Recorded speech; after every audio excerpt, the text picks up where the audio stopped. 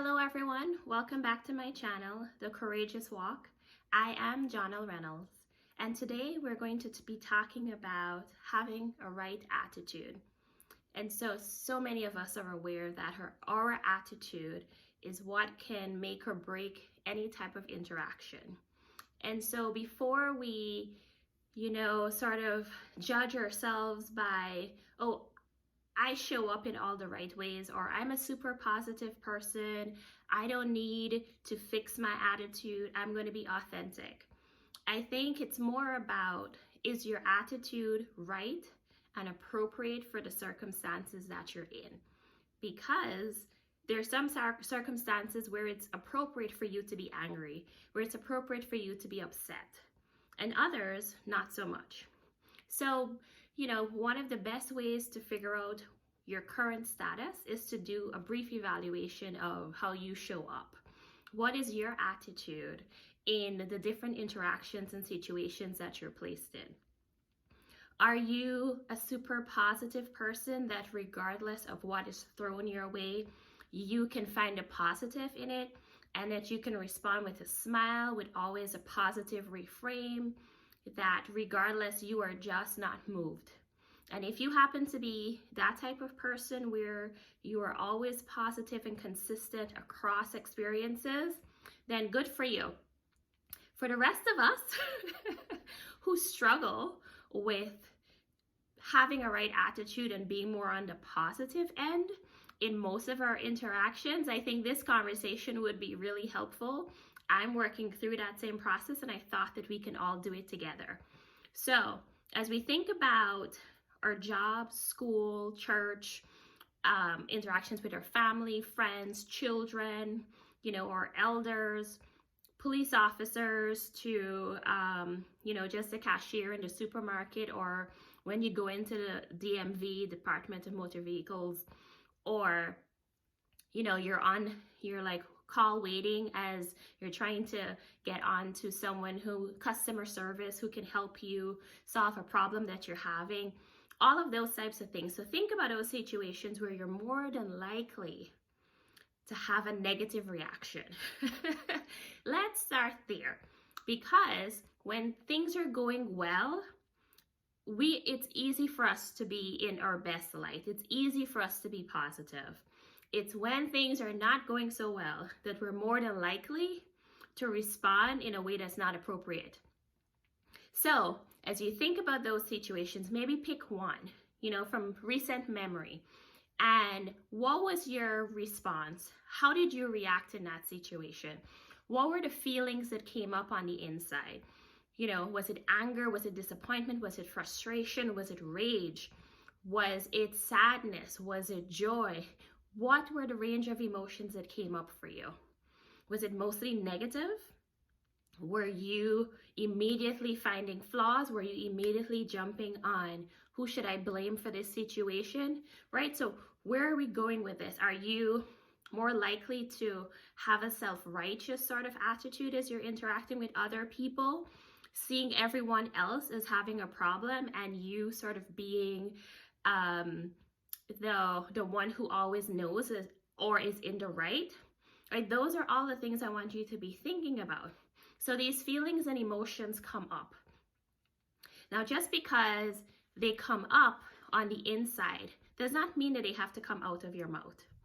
And for some of us, come out of your facial expressions and your body language, right? So you can have all of those feelings and you can manage them before they get to the place where they spill out of you. Now, if you're able to manage what comes out of your mouth, what comes out in your body language, in your facial expressions, then good for you. Because having the emotions is never the problem. It's what we do with the emotions. If you find that in almost every circumstance, you're leading from a place of these negative emotions that are coming up, which are valid emotions because they're yours, when they come out and cause harm, that's usually when it becomes problematic. When they come out and prevent you from meeting the goals that you intended with your communication, that's when it becomes problematic. So learning how to manage your emotions in the moment is what will help you to self-regulate. So you have those emotions, authentic, valid to have them. But let's talk about when they spill out. They spill out and, now they impact the room, right? They impact the people that you're interacting with. It doesn't mean that the people around you are also not having the same feelings, or that they're also not, in a heightened state of emotion where they want to yell and scream and bang things. But you have no control over how other people respond. You are only responsible for yourself, because you're the only one who can manage, self-regulate the emotions that are bubbling up on the inside. You can regulate them before they spill out. No one else can do that for you. So we're not going to pay attention to how other people control their emotions. We're going to focus on ourselves. So at this point, you should have a general sense of what is your go-to. Are you mostly negative, mostly, bubbling over with emotions and they come out and spill into the room, right? If you're mostly positive and what's bubbling over and spilling out is just wonderfulness, we applaud you. But let's focus on those of us who struggle. So now that you know generally what your general attitude is in most circumstances, let's think about, were those attitudes and responses appropriate for the situations that they showed up in? Now, for every situation, every interaction that you're in, there's going to be a purpose, right? You're hopefully trying to achieve something. Whether it's you're having an argument with a partner and you're feeling a certain type of way and you want to communicate to them how they've impacted you, but in order for them to understand, they need to be able to listen to you. And generally, any sort of human interaction where people are communicating with each other, the goal is for us to be able to share what we're feeling, be understood and heard. So if what you're trying to communicate is being met with defensiveness, is being met with a wall, and other people are now coming in with their own, trying to rebut what you have said, to argue with you, to talk about what their feelings are, all of those types of things, then you really weren't as effective. Now, of course, you can't control how other people operate, but perhaps the way you approach the situation was not effective. So here are some things to look for. What was your tone? Because the tone of voice really sets the mood, right? Because if you are sounding very happy, light, cheery, there's like a positive, welcoming tone, it's not going to have the same impact as if you were like really upset, right? And everything about your man, the tone is harsh and sharp. You're going to get a very different response. What's your body language like in the space? Are you coming in with expectations that things will go well, or are you coming in already having decided that this person is going to annoy you, that this person is going to not respond well, that this is a waste of time? If you come in with a negative attitude before you even have the conversation, then it's a self-fulfilling prophecy then. So your tone, the attitude, your entire body language that you're bringing into the room, and the language itself that you're using. Are you speaking from a place of taking responsibility for your own feelings, or are you speaking mostly about the other person? Who are you placing the responsibility on? Are you taking ownership? I felt this way when you did such and such. Versus, you made me feel this way because you did such and such. Which one of those statements is likely to get someone upset? Someone in the mode of wanting to argue with you and defend themselves. I think it's the one where you call them out and you say, you made me feel. Then that person can easily say, I didn't make you feel. I did such and such. So the reality is no one can make you feel a certain way. You can choose to respond in that way based on their actions. But they can't make you feel a certain way, right? They can't make you upset. They can't make you feel sad. They can't make you feel happy. You can choose to respond in that way, based on how they're interacting with you. So take ownership for I felt, I feel, I experience, whatever the thing is, but speak from a place where you can control. No one can argue with how you feel about a thing. No one can tell you. There will be people who will try to tell you how you should feel, but that's an entirely different thing, right? That's someone trying to control you and to change the narrative. So your tone, your body language, and the attitude you're bringing into the room, the language that you're using, and do you stay on topic or do you kitchen sink, which means you're bringing every problem that you could remember in your previous interactions with this person into the room. You're supposed to be talking about one situation, but you're talking about 10 different things. It's really hard for anyone to stay on point and to listen to you genuinely when you are talking about 10 different things. So there's nothing wrong with being angry or having any of those negative emotions. It's what you do with them, right? And so that will help you to decide whether your response is appropriate or not, right? If you're coming into the space with all of this negativity, your attitude, your facial expressions, your tone of voice, your response when someone is talking to you, all of those things are speaking volumes or communicating to the other people about your attitude.